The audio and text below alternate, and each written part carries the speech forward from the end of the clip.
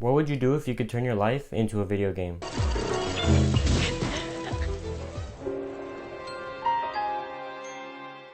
Well, in today's video, I'm going to be talking about gamification. Don't worry, I'll be explaining what it is as well as 5 main elements of gamification that you can apply to your life to get things done. Lastly, I'll be sharing 3 gamification apps I've used that you need to try out, one of them being incredibly effective, so stick around for that. So right off the bat, what is gamification?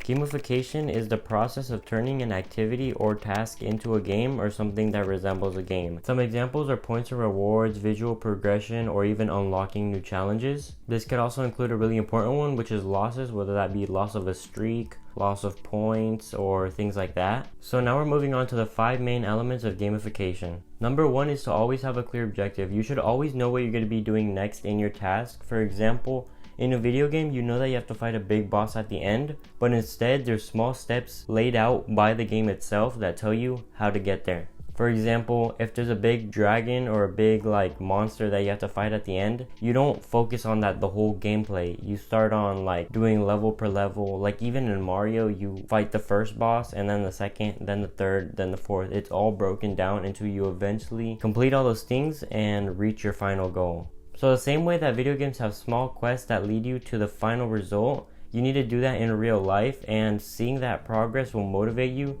to keep on going on to the next thing so that you can keep on working to achieve your goal.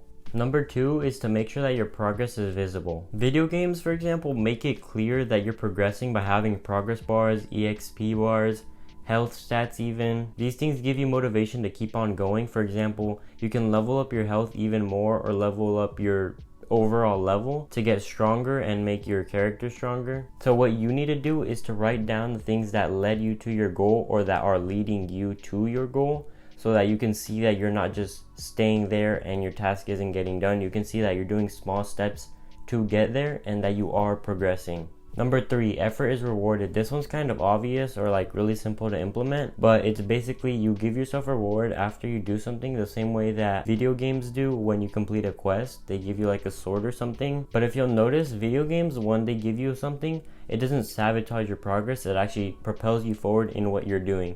For example, when they give you that sword, you can then go fight a bigger boss or a stronger boss after a little bit of more upgrading and more work, but it makes you stronger to fight the next thing and do the next thing. It doesn't hold you back. For example, if you're going on a diet and then for the whole week, at the end of the week, you eat a whole bunch of ice cream, that's sabotaging your progress instead of propelling you forward. You at least need to make sure that your reward doesn't hinder the progress of what it is you're trying to accomplish.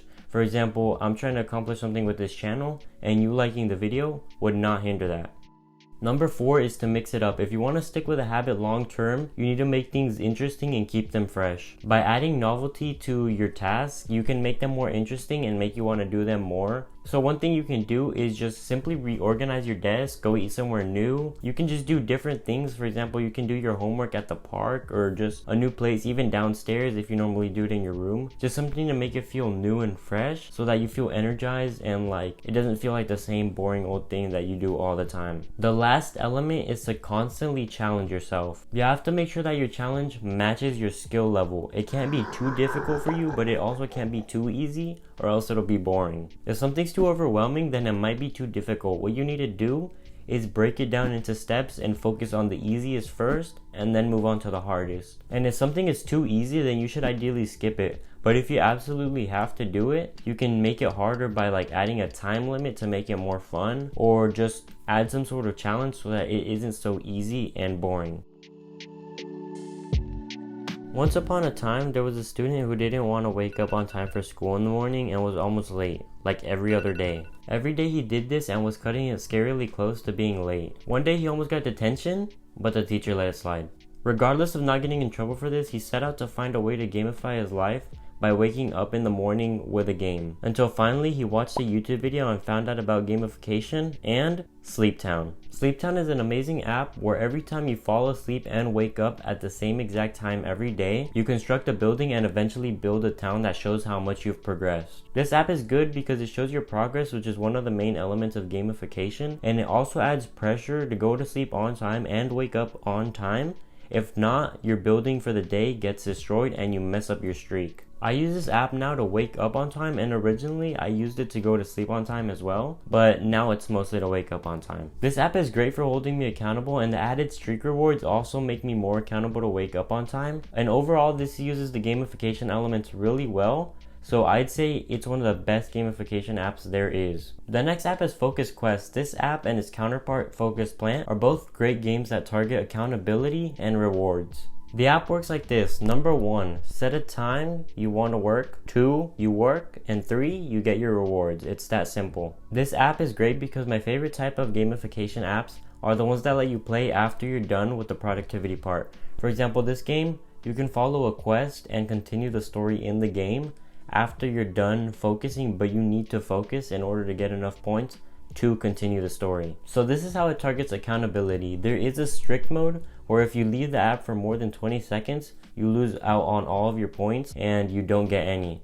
This is high risk, high reward because you're committing yourself to staying for a long time, because if you don't, you lose out on all your points, like I said. But if you do stay for the whole time, you actually gain a lot more points than you would without strict mode. Overall, this is a great app and it helps you stay focused, especially when you don't want to let yourself get distracted. Last but not least, this app is Habitica. This one's pretty practical as it's a to-do list that's also an RPG. This app's goal is to motivate you to complete all of your tasks every day, and also to encourage your good habits and discourage your bad habits. Doing these things helps earn experience, which are used to upgrade stats and experience levels to unlock new skills. You also earn coins, which helps you upgrade your armor, and I think can also help you with your pet upgrading things, but I haven't really experimented with that. I can tell that the gamification aspect in this game actually works because after recently switching to another to-do list app, I can tell that I actually kind of missed the gamification aspect of this one. However, when I said you can fight a boss, it was just sort of a static boss that just stands there, and you just damage it by doing your task, but you don't visually do anything.